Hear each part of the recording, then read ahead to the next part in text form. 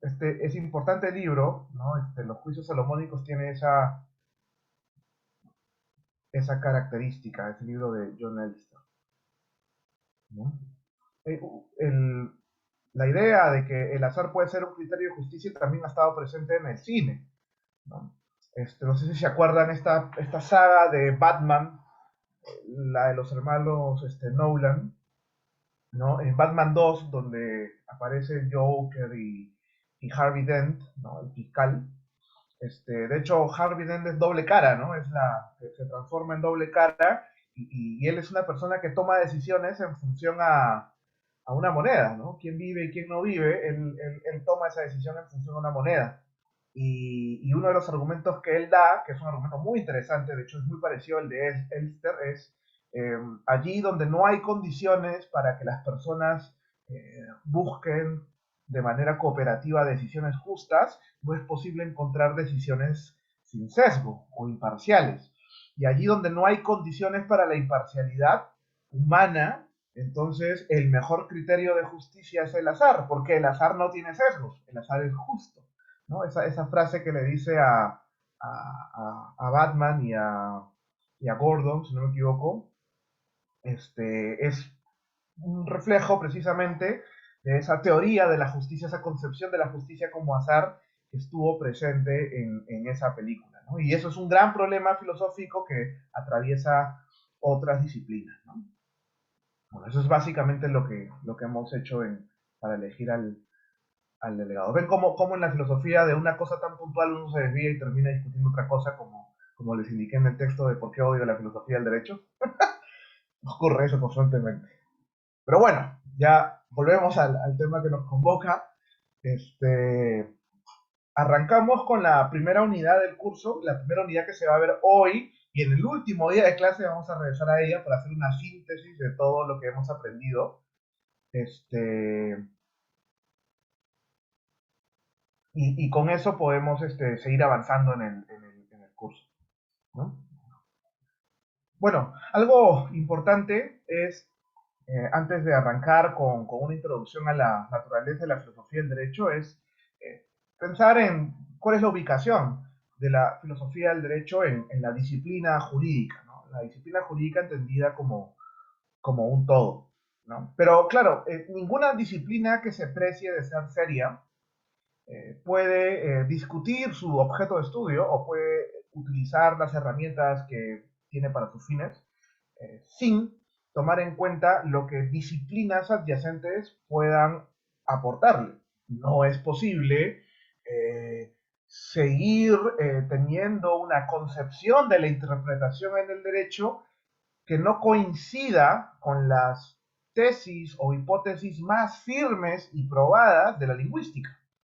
Si la lingüística nos dice cómo es el proceso interpretativo o cuáles son las posiciones más firmes, difícilmente, como abogados, podríamos adoptar una posición sobre la interpretación de las palabras que contradiga esas tesis más fuertes, más firmes, ¿no? No podemos afirmar, por ejemplo, y esto deben haberlo visto en su curso de argumentación jurídica, que existe una relación biunívoca entre las palabras y sus significados, de que a cada palabra se le puede interpretar un solo sentido desentrañable racionalmente como no sé, la carne a nuestros huesos, ¿no? Como si solo fuera una y esa, ¿no? En realidad, las palabras son recipientes que almacenan muchas posibilidades de significado, en algunos casos muchísimas más. Y esto tiene que ver con esta importante distinción que ya se hizo hace muchas décadas de los lingüistas, ¿no? Ferdinand de Saussure, por ejemplo, entre significado y significante, ¿no? Algo que nosotros en el campo jurídico y desde la filosofía analítica también hemos traducido o denominado como la diferencia entre disposición y norma, ¿no? Entonces, con eso notamos precisamente la importancia, ¿no? de entender el papel de la filosofía en la disciplina, pero también reconocer que necesitamos dialogar con disciplinas adyacentes. Aquí vemos una relación interdisciplinaria, una hipótesis puente, por así decirlo, como dirían los epistemólogos, que nos ayuda a entender un debate de filosofía recurriendo a la ayuda de otra disciplina específica, ¿no?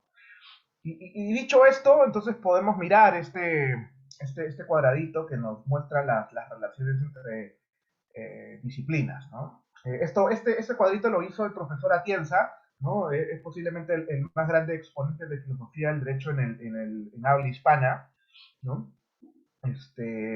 Quien trató de explicar, fue un evento que ocurrió aquí en la Facultad de Derecho, ¿no? Nosotros, hace unos años, en 2016, en donde él trataba de explicar cómo un estudiante podía investigar en derecho. Y esa discusión de cómo investigar terminó en una discusión sobre el lugar del derecho contra todas las demás disciplinas, ¿no?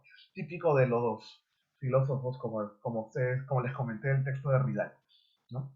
Eh, y bueno, sin apelar a una relación de jerarquía de que lo que está arriba es más fundamental que lo que está abajo. En realidad lo que está abajo es fundamento, ¿no? Es como por ahí que puede entenderse de otra manera.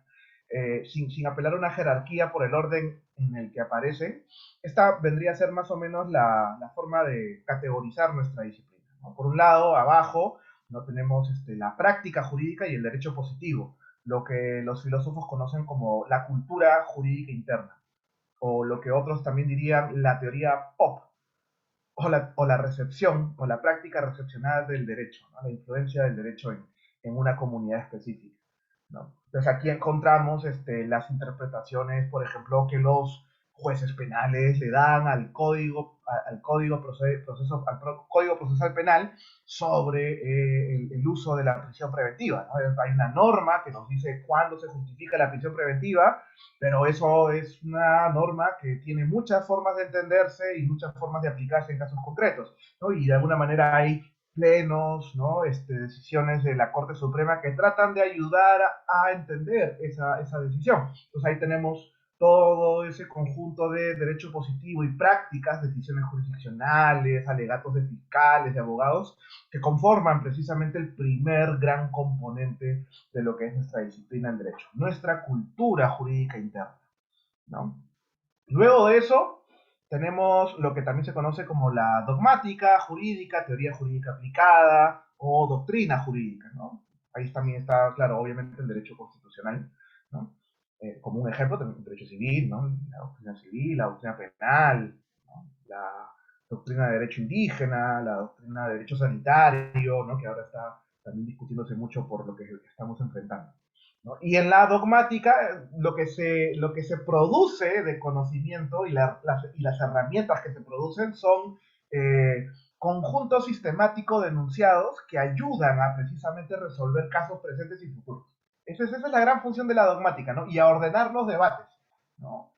Hace precisiones analíticas, nos produce conceptos, qué es un contrato, qué es un matrimonio, qué es un arrendamiento, ¿no? Es el estudio de las instituciones tomando en cuenta el derecho positivo y la práctica jurídica de los operadores, ¿no? Para tratar de sistematizarla en un conjunto organizado de enunciados que nos dice cómo debe entenderse cada cosa y cómo deben resolverse casos futuros, ¿no? Esa es más o menos la idea de la dogmática. Entonces, la dogmática nace de alguna manera de las reflexiones de nuestro derecho positivo y de nuestra práctica jurídica. Y luego viene el derecho comparado, que vendría a ser todas estas herramientas que existen para tratar de identificar la naturaleza de las instituciones que tenemos, por un lado, pero también las herramientas para hacer trasplantes institucionales, ¿no? En nuestras culturas jurídicas internas. Un ejemplo importante, ¿no? Por así decirlo, de este siglo en el derecho peruano es la introducción del precedente, ¿no? Somos un sistema de derecho eurocontinental en donde la idea de que una fuente primaria del derecho sean las decisiones judiciales, la jurisprudencia como fuente de derecho, es algo que no ha sido aceptado durante muchísimo tiempo, ¿no? La jurisprudencia es una fuente secundaria, no es una fuente primaria del derecho, ¿no? No obstante, esto es una herencia histórica y cultural del sistema eurocontinental, pero sabemos que en el mundo del common law, ¿no? Precisamente el sistema de precedentes es una fuente importante de derecho, es una de las fuentes más importantes, dicho sea de paso, ¿no? Y entonces nosotros tuvimos nuestra propia discusión sobre cómo trasplantar esa institución que no existía, el sistema de precedentes, o el principio de stare decisis, también así se le llama, ¿no? En las latitudes latinoamericanas, ¿no? Y eso ha significado, por ejemplo, que uno mire la institución del presidente en Perú, en Colombia, y no sea necesariamente igual a las que a las latitudes, a los ordenamientos, culturas jurídicas que de alguna manera la desarrollaron y le dieron cierto nivel de origen, ¿no? Entonces, el derecho comparado nos ofrece esas herramientas para poder identificar, uno, si nuestra institución tiene una influencia de otra cultura jurídica, y también las herramientas para trasplantar instituciones, figuras contractuales a nuestras instituciones jurídicas específicas.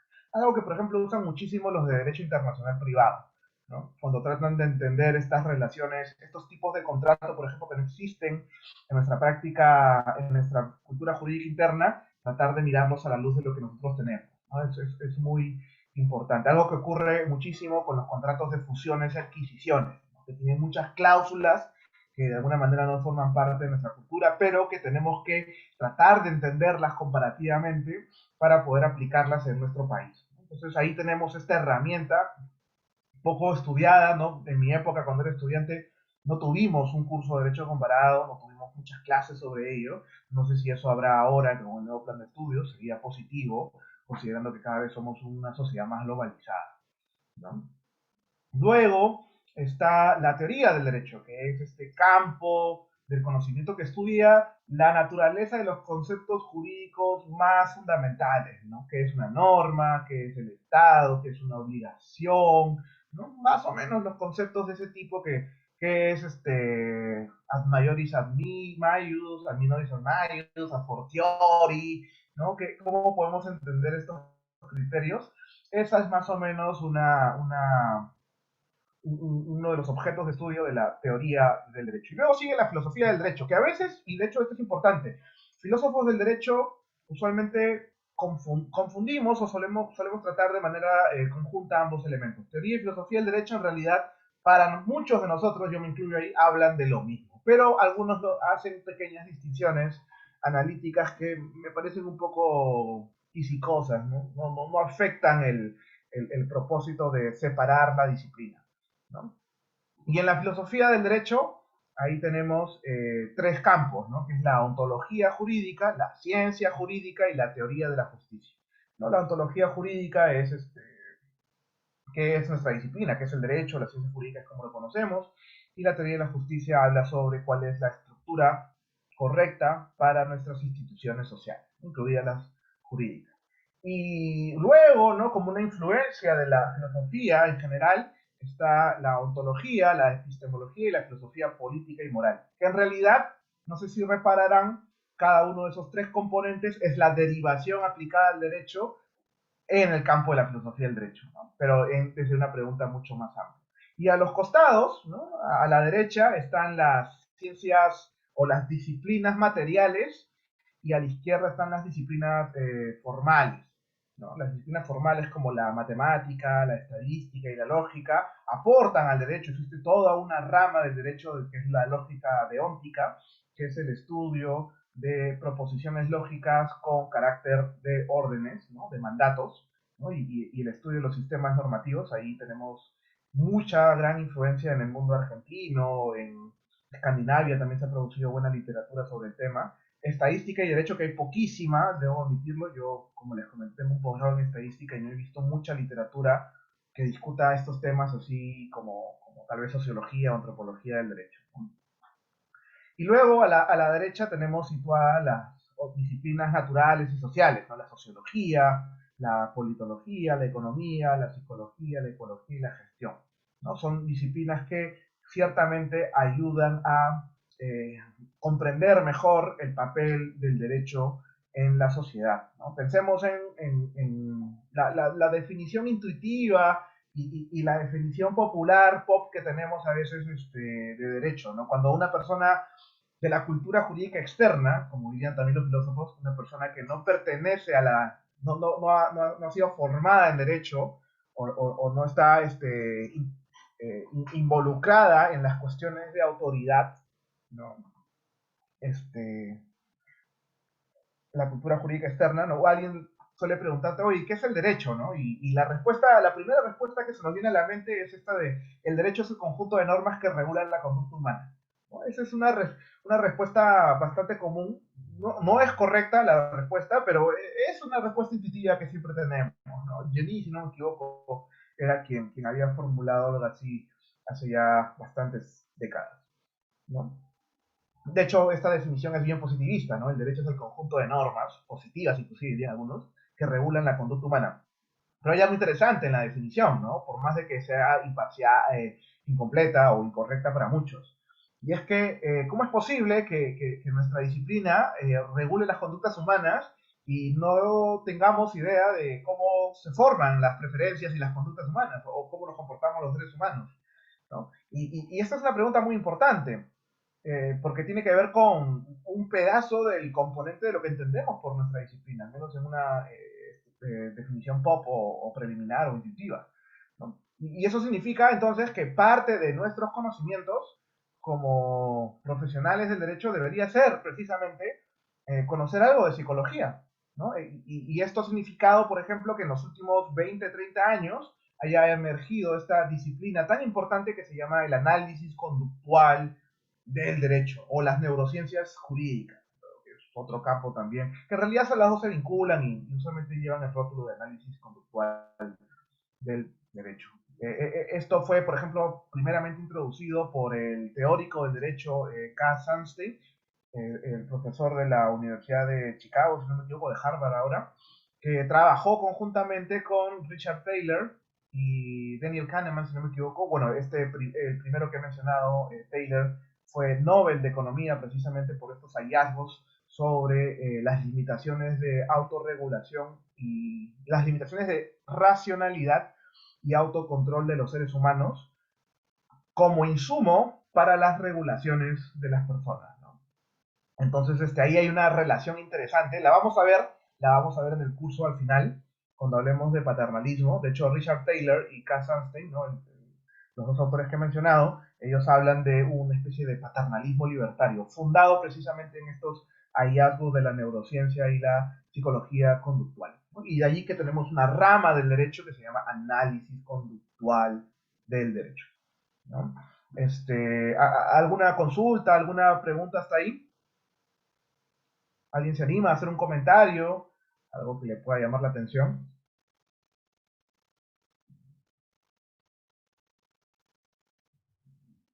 ¿Nadie?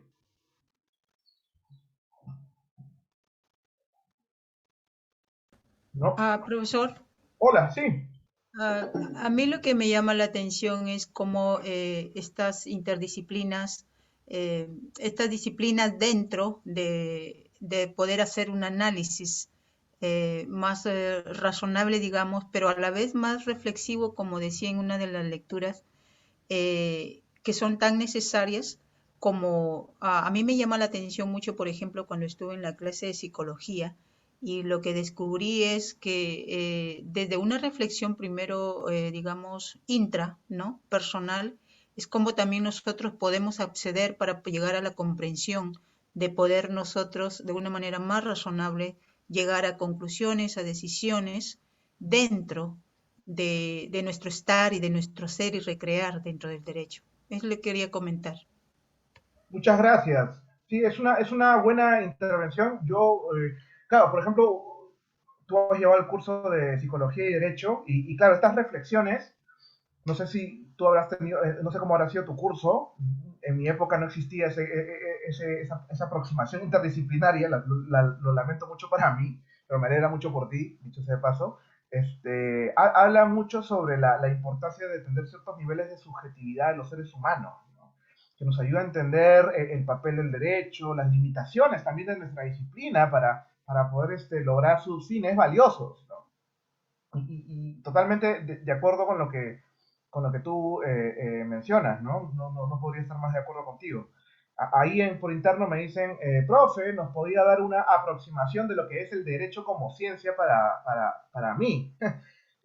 Me gustaría dejarlo para la última clase, porque ahí está la síntesis, pero yo les adelanto, yo creo que el derecho no es una ciencia, no lo es, yo lo veo más como una técnica, el derecho es una técnica, ¿no? porque nosotros utilizamos el derecho para lograr propósitos, ¿no? La ciencia tiene una especie de metodología y objeto de estudio autorreferente. La física estudia el movimiento, ¿para qué? Para entender el movimiento, ¿no? Este, la matemática estudia objetos matemáticos, ¿para qué? Para entenderlos, para profundizar sobre ellos, ¿no? La astronomía estudia las relaciones del universo con todos los objetos estelares que existen. ¿Para qué? Para entenderlos más, ¿no? Entonces la sociología también, ¿no? El estudio de las relaciones sociales y los grupos humanos. ¿Para qué? Para entenderlos más. Entonces todas las ciencias, al menos las ciencias básicas eh, tienen este rasgo, ¿no? Bien común de estudiamos algo para entenderlo más. Es como un objeto autorreferente, una metodología autorreferente, se explora a sí misma, ¿no? En el derecho, más bien, nos parecemos a las ingenierías. Nosotros, un ingeniero civil, por ejemplo, necesita conocer física para hacer un puente, pero la física no la aprende para aprenderla más, sino la aprende para hacer un puente. Entonces tiene una especie de finalidad instrumental, ¿no? Entonces, esa es la diferencia entre ingenierías y ciencias, ¿no? Ahí los vecinos del campus, ¿no? La gente de ciencias e ingeniería, precisamente se distinguen en esos dos sentidos, ¿no? Y yo creo que las ciencias sociales y las técnicas sociales se distinguen precisamente de lo mismo, ¿no? Necesitamos psicología, necesitamos sociología, necesitamos estas disciplinas, antropología, por ejemplo, como insumos explicativos, preponderantemente explicativos, ¿no? Para producir respuestas de qué es lo que debemos hacer, ¿no? ¿Qué debemos hacer? Es una pregunta bien de abogados, ¿no? ¿Qué debemos hacer? Nosotros la confundimos con qué dice la norma, pero es lo mismo al final de cuentas, ¿no? ¿Qué dice la norma? Es qué dice lo que debemos hacer. Entonces, de alguna manera nos encontramos sumergidos en una disciplina orientada a fines, ¿no? Orientada a propósitos, instrumental, que nos da artefactos. Las técnicas de interpretación, el test de proporcionalidad, son artefactos que nos ayudan a hacer cosas para algo, ¿no? Entonces, el derecho más se parece a una técnica, a una ingeniería social, por así decirlo, que a una ciencia, ¿no? Obviamente, a medio camino entre las ciencias básicas y las técnicas o ingenierías están las ciencias aplicadas. Pero las ciencias aplicadas igual toman prestada de ambos elementos, ¿no? De ambos grupos de disciplinares, aspectos que las hacen una especie de híbrido, ¿no? Hay muchas disciplinas que se consideran híbridas, como la economía, la psicología, ¿no? La arquitectura es una disciplina híbrida, ¿no? Pero yo diría que la forma en cómo aprendemos derecho y la forma en cómo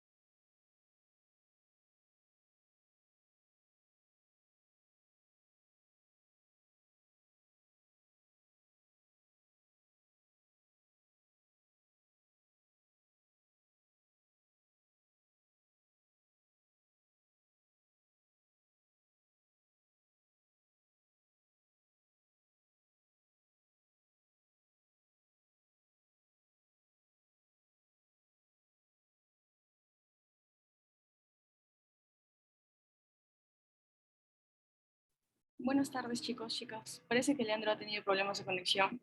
Esperemos unos momentos en lo que solucionas estos inconvenientes.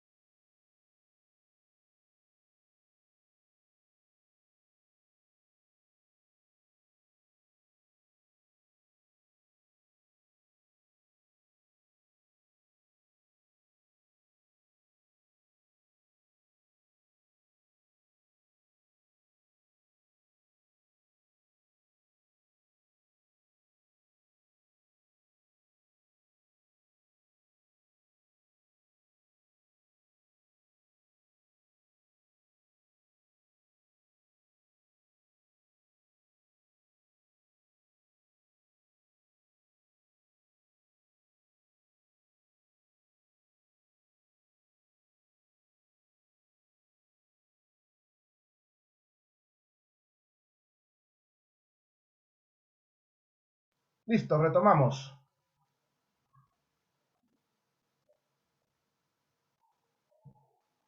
Bueno, espero haber respondido la duda que tuve ahí en el chat. Y podamos seguir avanzando con la clase. A ver, continúo.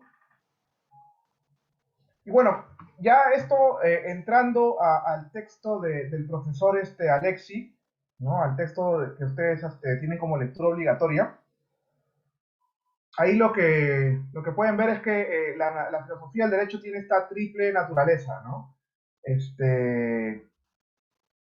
Dice que son, según Alexis, responde tres preguntas importantes.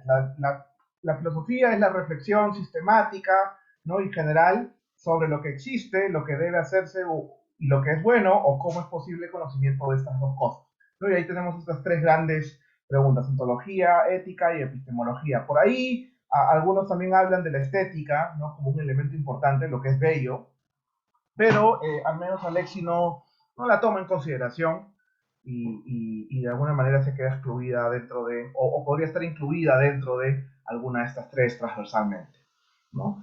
Y cuando uno aplica este razonamiento de la filosofía al derecho, entonces es exactamente las mismas tres cuestiones, pero en su relación a su objeto de estudio, que es el derecho. Entonces la filosofía del derecho es razonamiento acerca de la naturaleza del derecho, ¿no? Dentro de esta discusión hay otras formas de entenderlo, ¿no? Bobbio, por ejemplo, mientras Alexia habla de ontología jurídica, teoría de la justicia y ciencia jurídica o epistemología jurídica, Bobbio habla en estos términos, es esta triple clasificación o las tres grandes partes de la filosofía del derecho. Por un lado tenemos a la teoría del derecho, que tiene como propósito determinar el concepto de derecho, el ser, ¿no? La ontología del derecho. Vamos a estudiar esto bastante en la primera parte del curso, ¿no? Con tres autores, que son Kelsen, Hart y Dworkin, ¿no? Tenemos la discusión sobre la composición, formación, unidad, coherencia y plenitud del derecho, ¿no? Para los positivistas, por ejemplo, ¿no? Los que defienden el derecho como un sistema normativo preponderantemente, la coherencia, unidad y plenitud son los tres rasgos que debe perseguir todo sistema jurídico, ¿no? Entonces ahí vemos precisamente que estos conceptos son los que se discuten ahí, ya los había mencionado. De ahí está teoría de la justicia, que Bobbio denuncia como una de las cuestiones más olvidadas en nuestra disciplina. Hay varias razones para ello, ¿no? La primera razón es el propio positivismo, ¿no? Esta corriente del derecho que ha hecho, que ha generado que los abogados nos preguntemos para resolver un caso o resolver un problema relevante para el derecho, ha significado que nos hagamos la pregunta de cuál es la norma, ¿no? O qué dice el derecho, ¿no? Cuando desde la teoría de la justicia la pregunta es un poco más amplia, ¿no? ¿Y qué es lo que dice el derecho que nos invita a considerar la respuesta más justa, ¿no? Algo así nos diría la teoría de la justicia cuando se introduce en nuestro análisis de lo que es jurídicamente relevante. Bueno, Bobbio menciona que el positivismo ha sido un factor que explica por qué hemos olvidado esta discusión. Y otro elemento es el de los filósofos analíticos, ¿no? Que tienen una fuerte influencia en Alemania, tuvieron una importante presencia y todavía la tienen en Alemania y en Inglaterra, ¿no? Los filósofos analíticos tenían como objeto de estudio la importancia de hacer buenos ejercicios de lenguaje para definir adecuadamente los elementos con los que se trabaja en las distintas disciplinas.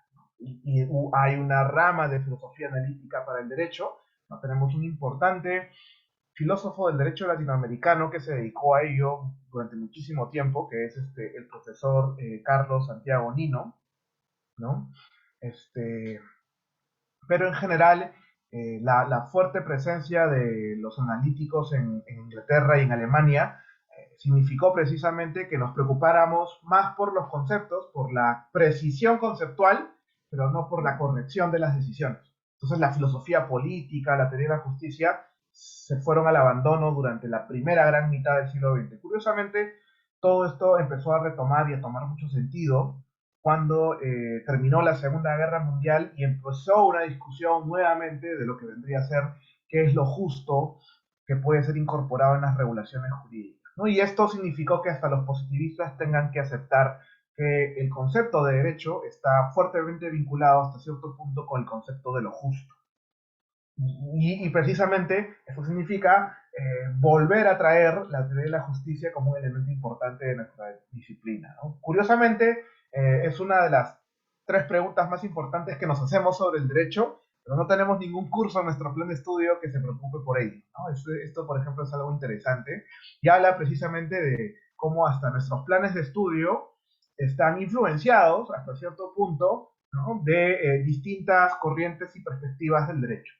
Y es precisamente una discusión y una especie de lucha, ¿no?, de distintas concepciones las que tratan de definir la forma en cómo vamos a enseñar y qué vamos a enseñar, ¿no?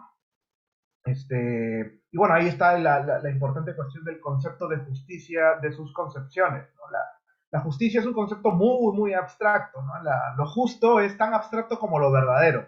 Las preguntas de la epistemología, ¿no? Y claro, a cada uno se le puede hacer una pregunta sobre qué entiende por lo justo y seguramente nadie va a dar una definición, o todos no darán una definición igual sobre lo que es lo justo, ¿no? Y eso significa de que hay varias interpretaciones de este término. Cada una de estas interpretaciones ha significado en la historia de la filosofía y también de la filosofía del derecho la producción de distintas concepciones de lo justo. Y estas concepciones tienen su papel en el razonamiento jurídico. Por ejemplo, el Estado constitucional, que es un elemento importante en su perfil como profesionales del derecho a futuro, requiere que ustedes conozcan la concepción de la justicia liberal, porque el liberalismo es la concepción de la justicia que ha fundamentado e influencia mucho más el Estado constitucional que todas las demás concepciones, ¿no? Y esto es algo que, por ejemplo, podemos discutir. De hecho, lo vamos a hacer cuando discutamos sobre buen vivir. Vamos a ver los límites del liberalismo, no solo como teoría de la justicia y teoría de la decisión, sino también los límites para poder entender realidades que no fueron pensadas por sus fundadores. La América Latina tiene sus propios problemas y tal vez eso explica por qué tenemos una concepción de lo justo que nace de los movimientos indigenistas, de la tercera ola del indigenismo, que reclama su lugar en la fundamentación de las democracias constitucionales latinoamericanas. Entonces es importante entender eso, como parte inclusive de sus competencias como profesionales, ¿no? El papel del liberalismo y sus límites, que lo vamos a estudiar en toda la segunda parte del curso. Y finalmente, Bobbio nos habla de una tercera parte de la filosofía del derecho, que es la teoría de la ciencia jurídica, que vendrían a ser los procedimientos intelectuales para interpretar, integrar y conciliar las reglas de un sistema, ¿no? Ahí está la filosofía de la ciencia y la teoría de conocimiento aplicado al derecho. ¿Hasta ahí alguna duda, alguna consulta, algún comentario de aporte que les gustaría hacer?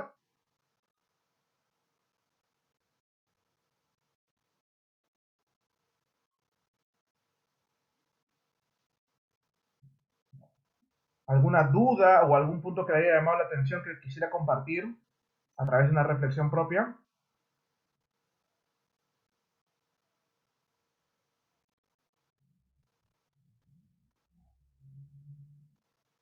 ¿Nadie? ¿Nadie se anima? ¿No? Y bueno, Alexi en su texto, ¿no?, en el texto que ustedes tienen como obligatorio, habla de 4 tesis, 4 ideas, ¿no? Y estas son las 4, ¿no? Dice, los problemas de la filosofía pueden presentarse en la filosofía del derecho. Por ejemplo, el uso del polígrafo puede utilizarse como prueba en un proceso judicial, ¿no? Y el uso del polígrafo, por ejemplo, nos invita a esta discusión de los epistemólogos, los filósofos del conocimiento, de qué es lo que hace, cuáles son las características de una teoría para considerarse como conocimiento válido, conocimiento científico, ¿no? Ahí hay muchísimas posiciones, ¿no? Por ejemplo, tenemos las reflexiones de Karl Popper, ¿no?, quien investiga sobre este tema, ¿no?, este importante filósofo que habla sobre la tesis del falsacionismo, ¿no? Algo es científico si es que dentro de sus hipótesis, dentro de sus componentes como marco teórico, pueden ser refutadas, pueden probarse que son falsas. Si una hipótesis no puede probarse falsa, entonces no es científica, porque si no se puede demostrar como falsa es dogma, y el dogma es lo contrario a la ciencia. Entonces, más o menos la reflexión de Karl Popper en la historia de la epistemología, ¿no? Por su parte, un amigo de Karl Popper, un amigo latinoamericano, el profesor Mario Bunge, que falleció el año pasado, Bunge decía que no, el criterio distintivo de lo científico no es la posibilidad de demostrar como falsas las hipótesis. El criterio distintivo de lo científico es su coherencia externa. ¿Qué significa la coherencia externa de una teoría? Una teoría es científica o una hipótesis es científica si es compatible con el cuerpo de conocimientos más firme de las disciplinas adyacentes, algo que hemos conversado en la, la tablita que elaboró el profesor Atienza hace algunos años, ¿no? De hecho, Atienza tiene una fuerte influencia de Mario Bunge, ¿no? Este importante epistemólogo argentino. Bueno, Bunge además era filósofo de la física, de la matemática y filósofo político, ¿no? Era esos filósofos, parece esos filósofos antiguos, ¿no? Que podían estudiarlo todo, ¿no? Bunge tenía esa característica. Y bueno, ahí podemos notar precisamente cómo los problemas de la filosofía pueden presentarse en la filosofía del derecho, ¿no? El papel del azar, inclusive, ¿no? La naturaleza del azar, que es una discusión importante en la filosofía general, ¿no? En la epistemología. El azar es la causalidad que no podemos entender todavía, o el azar es un proceso incausado por naturaleza, ¿no? Si es un proceso incausado por naturaleza, entonces el azar sí podría entenderse como un elemento imparcial desde el derecho, ¿no? Entonces, esa reflexión que hacen los epistemólogos, no todos los epistemólogos han coincidido en la naturaleza del azar, nos permite evaluar el papel del azar en el razonamiento jurídico y en la toma de decisiones en el derecho, ¿no? De esa manera, los problemas de la filosofía pueden presentarse en la filosofía del derecho, ¿no? Ahora, también existen problemas específicos de la filosofía jurídica. Una gran pregunta que vamos a ver a lo largo de la primera parte del curso es, ¿qué es una obligación jurídica? Es una pregunta que parece obvia, sencilla, pero de verdad que es una pregunta muy difícil de responder. Cuando veamos a Kelsen, Harry, Dworkin esta secuencia, nos vamos a dar cuenta que el concepto de obligación jurídica cambia dependiendo de la perspectiva filosófica que uno defienda, ¿no? Y es precisamente un problema estrictamente jus filosófico. La pregunta de qué es una obligación jurídica. O otro debate, ¿cuáles son los tipos de enunciado en el derecho? ¿No? Que nos lleva a esta discusión que ustedes ya deben haber conocido en sus cursos de introducción a las ciencias jurídicas, en su curso de argumentación, ¿no? Esta famosa distinción entre reglas y principios, ¿no? Que a su vez tienen estas muchas más divisiones, ¿no? Reglas de fin, reglas de conducta, principios se dividen en principios en sentido estricto, en directrices, ¿no? Existen los permisos, las reglas constitutivas, ¿no? Y tenemos este importante debate analítico de cuáles son las distintas piezas con las que trabajamos los profesionales del derecho, ¿no? Hasta ahí, ¿alguna consulta, alguna duda?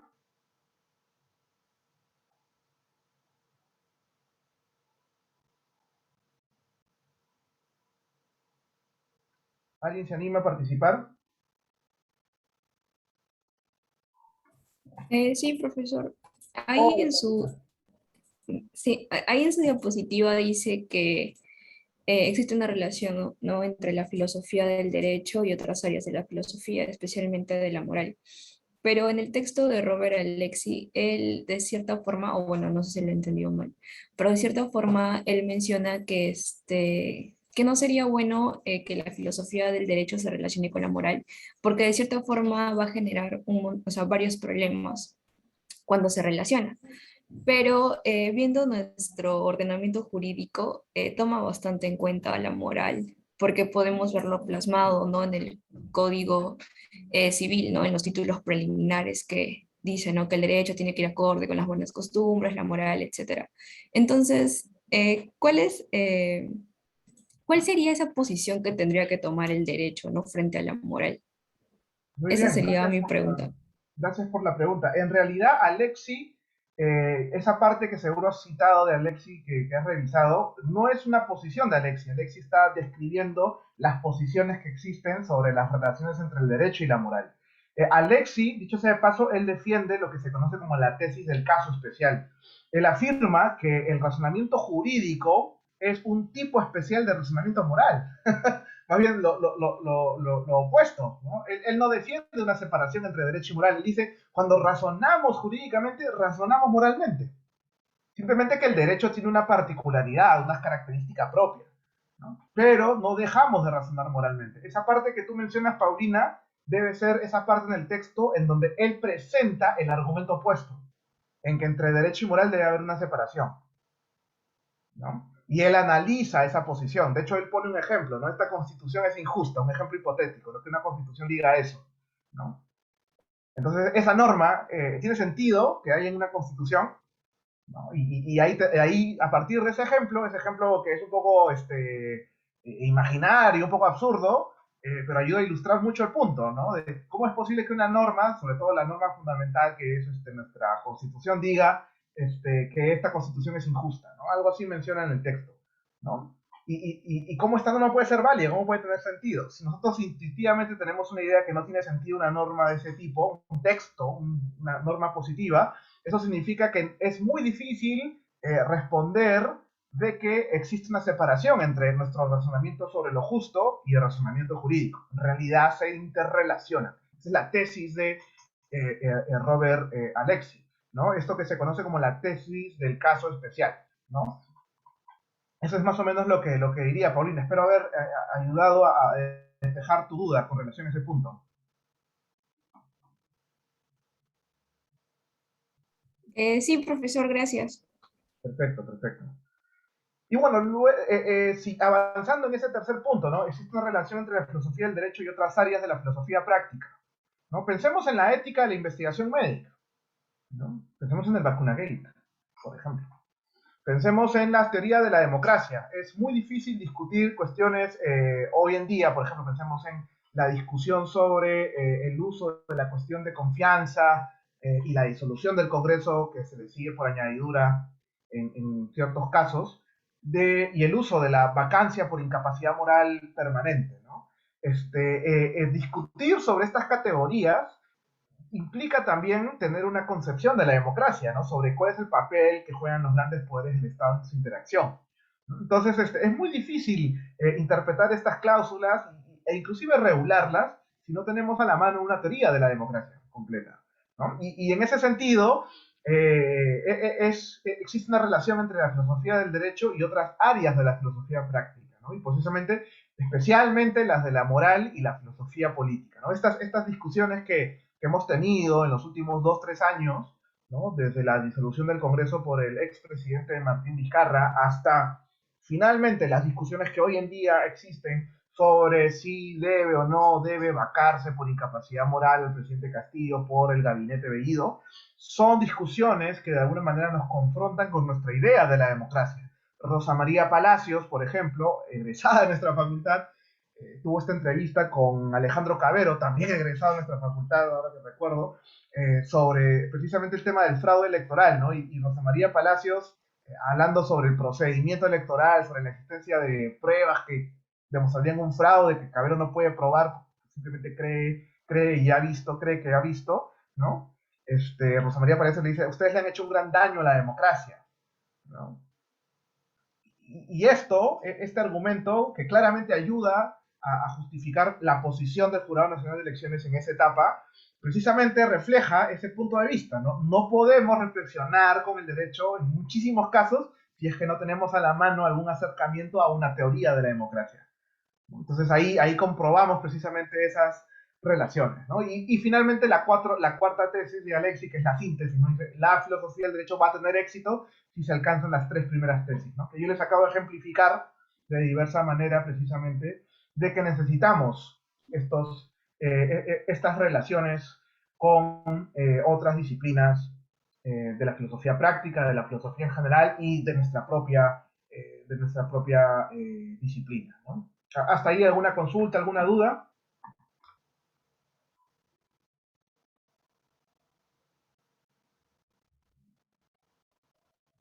¿No? Muy bien, continuamos. Y bueno, una vez que se termina de desarrollar esa distinción, esas cuatro tesis sobre la posibilidad de la disciplina, Alexi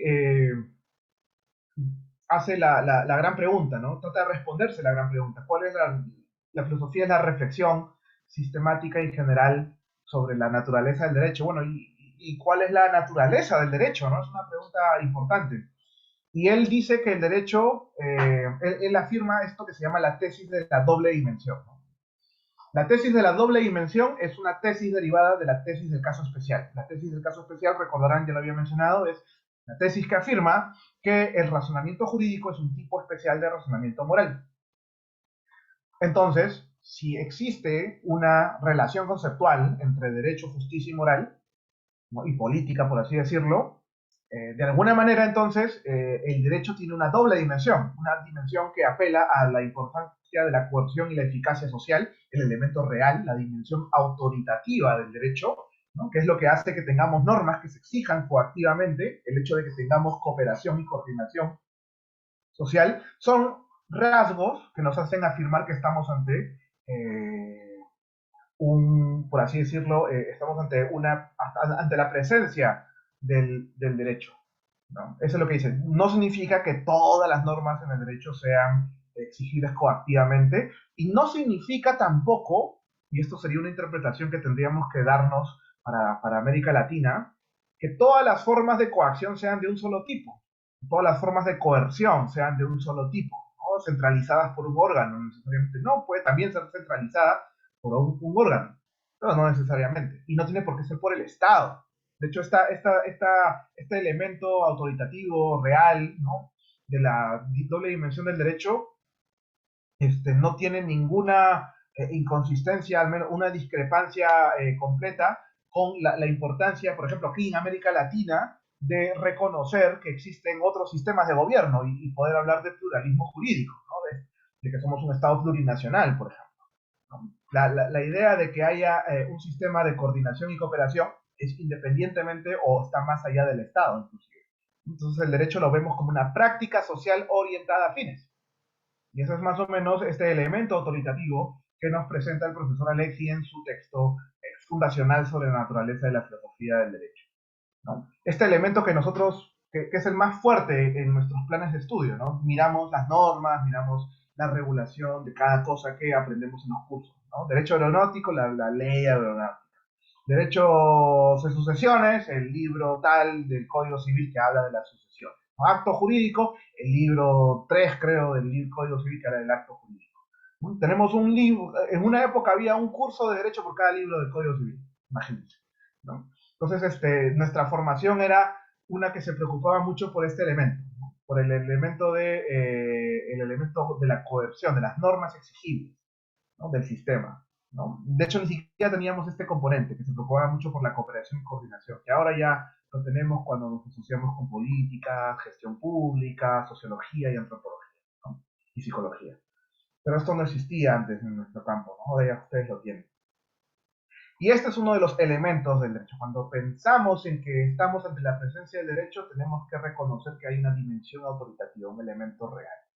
Pero, como nos dice la tesis del caso especial, ¿no? También hay un elemento de justicia, un elemento moral, un elemento ideal, como diría Alexi, ¿no? Que es la idea de la pretensión de coerción. Es decir, que cuando razonamos o cuando somos participantes en el derecho, sea o no estatal, nosotros buscamos que ciertas tesis, hipótesis, argumentos, posiciones se consideren las correctas y sean garantizadas por las instituciones. Nosotros, cuando discutimos, sobre todo en los debates encendidos, ¿no? En las grandes polémicas jurídicas, no solamente respondemos a la pregunta de qué dice el derecho, sino qué debemos hacer, ¿no? Y qué debemos hacer y qué es lo correcto, forma parte precisamente de esta dimensión ideal de nuestra disciplina, ¿no? El elemento, la dimensión ideal, el elemento ideal o pretensión de corrección, como lo conoce o como lo denomina Robert Alexi, ¿no? ¿Hasta ahí alguna duda, alguna consulta, alguna preguntita?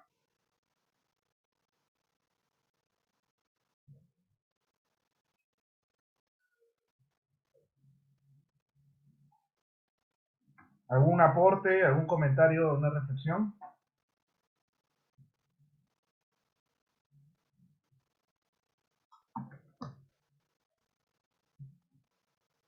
¿No? Muy bien, continuamos. Y esto es lo que más o menos concluye Alexia en su análisis, ¿no? Que hay que admitir una conexión necesaria entre la moral y el derecho, o la justicia y el derecho también, ¿no? Y esto ayuda precisamente a reconocer los límites del derecho, ¿no? Estos puntos adyacentes con otras disciplinas y la filosofía política nos ayuda a entender la presencia de la pretensión de corrección, reconocer algo que siempre ocurre. Los abogados razonamos sobre lo que es debido muchas veces, ¿no?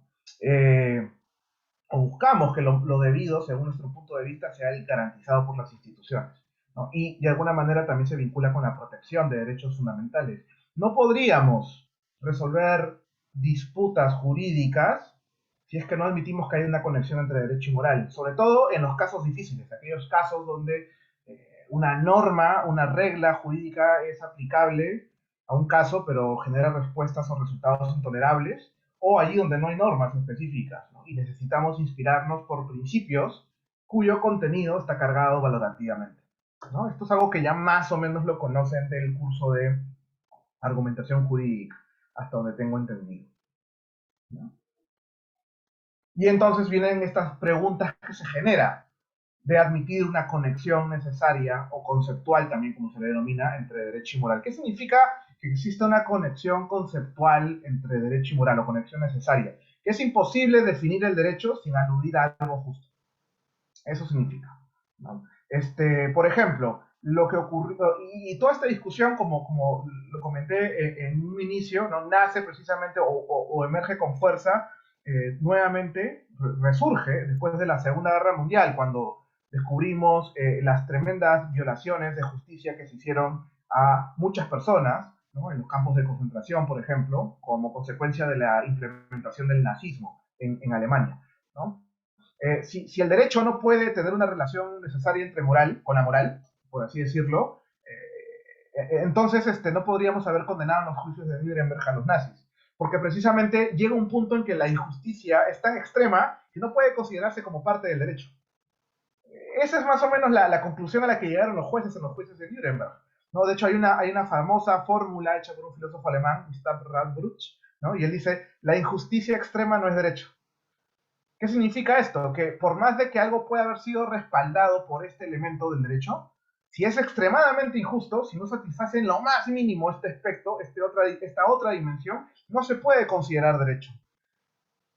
Eso significa que la reflexión de lo justo es conceptualmente constitutiva al derecho como disciplina y como objeto o como herramienta social de control y reforma, ¿no? Eso significa admitir la conexión necesaria entre moral y derecho. Casualmente, desde que empezamos a trabajar con derechos humanos, derechos fundamentales, hicimos esta conexión institucionalizada a escala global y es casi innegable, ¿no? Pero aún así nos cuesta porque una cosa es lo que ocurre en el proceso político global, ¿no? Y social en un contexto dado, de cómo nos vamos adaptando disciplinarmente a ello, ¿no? A esos conceptos. El derecho como disciplina siempre trata de alcanzar también los desarrollos sociales, ¿no?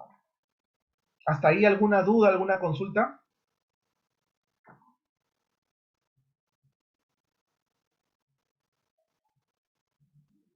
Ahí tengo algo por interno. Todo claro, me dicen. Perfecto. Y bueno, también sería importante, y esto es algo que a mí me gusta mucho hacer, pensar en la filosofía del derecho para América Latina, ¿no? Algo que diferencia a Europa, por ejemplo, de América Latina, es que nosotros tenemos ciertos problemas que no existen en ese lado. Por ejemplo, un problema muy importante. América Latina es la región más desigual del mundo.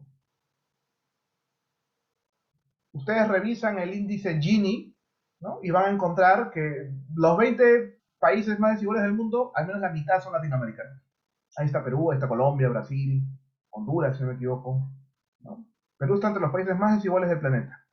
Entonces, la desigualdad es un problema genuinamente latinoamericano, o es muy fuerte y muy presente en nuestra región. Y Hago la pregunta, ¿acaso las teorías de la justicia y las teorías de la democracia producidas en el norte global toman en cuenta este rasgo que está presente en nuestra región? Ciertamente no. Y ese es un gran problema. Tenemos que pensar los marcos teóricos desde nuestros problemas, ¿no? Otro problema genuinamente latinoamericano o fuertemente latinoamericano. Los centros de producción global del norte son sociedades preponderantemente poliétnicas. Son sociedades en donde la diversidad cultural no nace de una discrepancia respecto de la autoridad única de los estados-nación. Muchas veces. No todos, pero muchos países tienen esa característica, ¿no? De hecho, sus grandes problemas de diversidad, o los que ocupa la mayor dedicación de sus filósofos, son los problemas de inmigración, ¿no? Pero América Latina no es una región preponderantemente cargada de países poliétnicos, sino más bien países plurinacionales. Países en donde existen diversas naciones con sus propios sistemas de gobierno.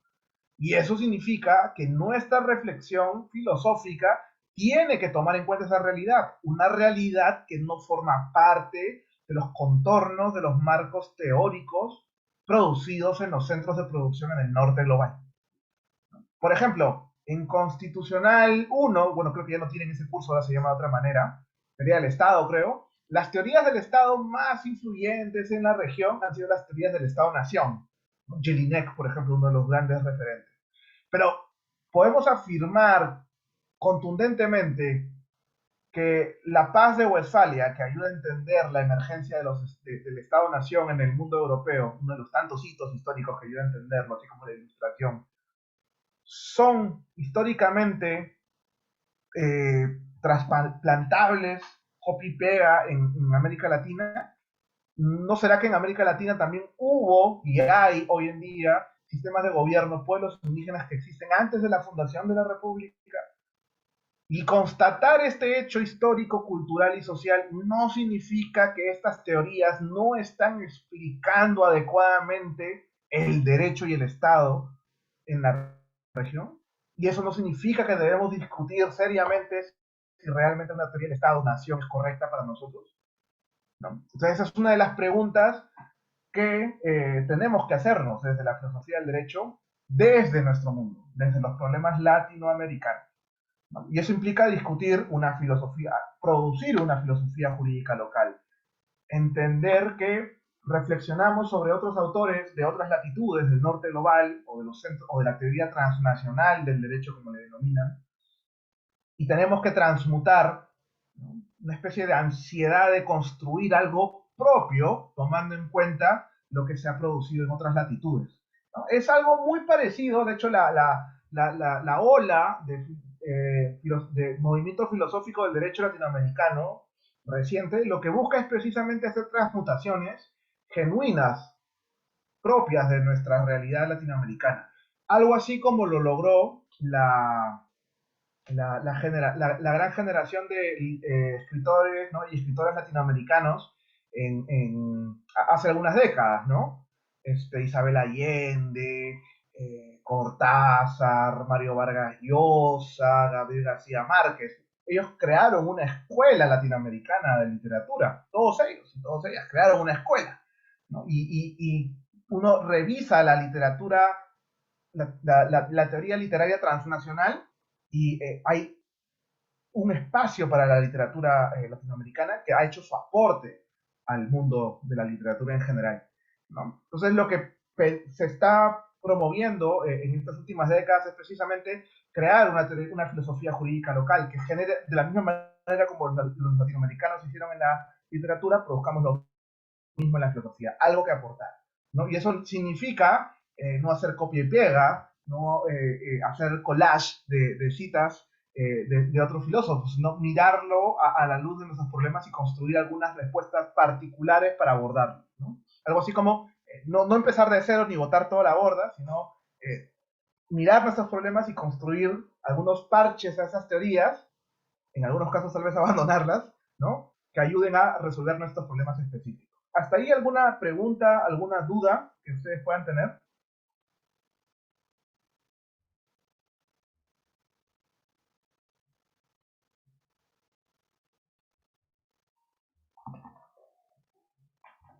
¿no? Hay unas citas bien bonitas, por ejemplo, que encontré. Miren esta de Manuel González Prada, ¿no? De hace siglos. Esto que implica precisamente por eso la importancia de las teorías del bienestar y las teorías de la democracia en Europa parten de la premisa que todo el mundo acepta los valores de libertad, igualdad y democracia, ¿no? Y derechos fundamentales. Pero claro, aquí no, hay un hecho revelador, dice González Prada, reina mayor bienestar en las comarcas más distantes de las grandes haciendas. Se disfruta de más orden y tranquilidad en los pueblos menos frecuentados por las autoridades, ¿no? Esta idea de que parece que aquí no hay esa misma lógica que la teoría del norte global de alguna manera afirma, ¿no? Por ejemplo, el filósofo, como dice Ernesto Garzón, el filósofo del derecho latinoamericano no puede olvidar que trabaja en un continente donde las instituciones juegan un papel tan peculiar que algún candidato a presidente puede proclamar a voz en el cuello: al diablo las instituciones. López Obrador, por ejemplo, como lo dijo hace unos años, sin que ello sea interpretado por el electorado que le dio su voto como una contradicción pragmática.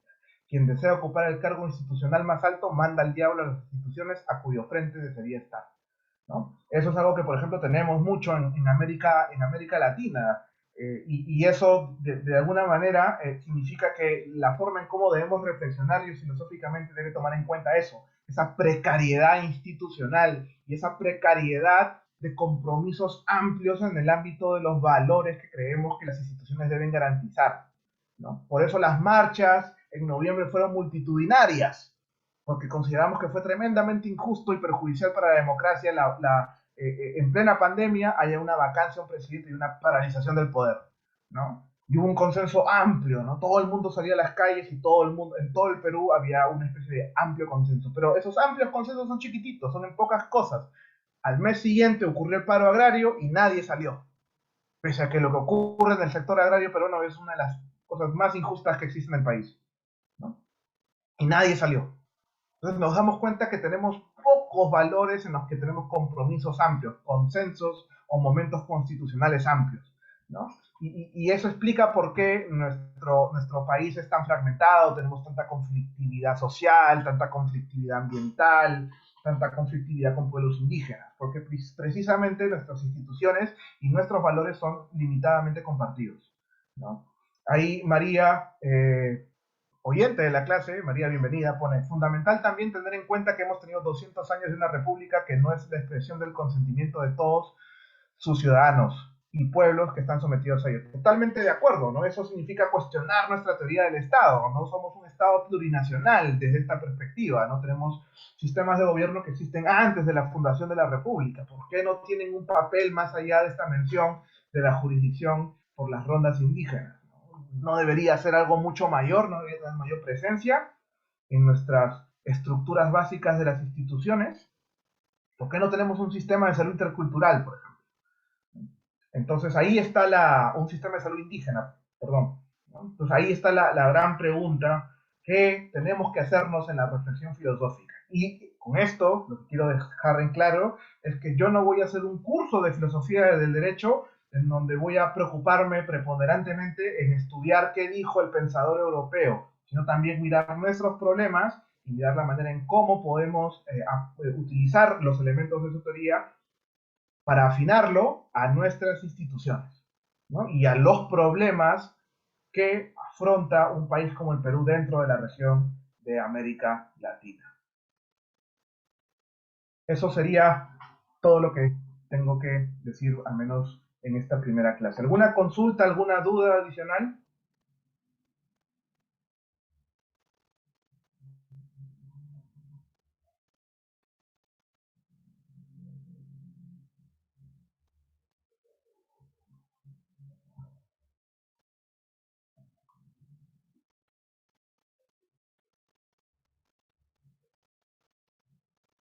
Claro, me dicen por ahí. Perfecto. Entonces quedamos así. Nos vemos en el próximo miércoles, si no me equivoco, ¿no? Porque no hay feriado ahora, creo el lunes, ¿no? Nos vemos para la primera clase, ya de la unidad 2, y el debate sería la semana siguiente. Ya colgué la relación de participaciones obligatorias en el debate, Así que no se olviden chequear, porque son 18 de ustedes que van a participar en ese debate, ¿no? Y van a tener una nota que es un buen porcentaje de la nota del curso. Así que no pierdan de vista eso. Hay dos personas que han levantado la mano, Silvana y Paulina. Silvana.